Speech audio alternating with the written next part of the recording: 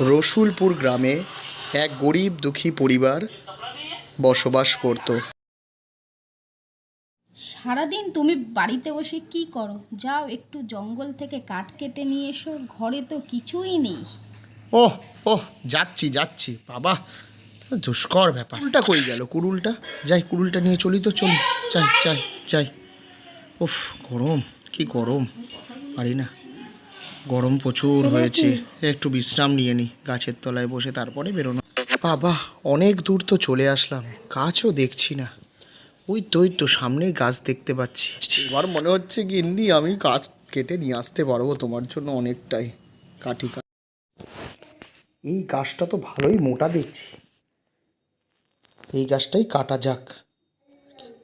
চাই গাছটা কাটি। ওফ, আর পারছি না।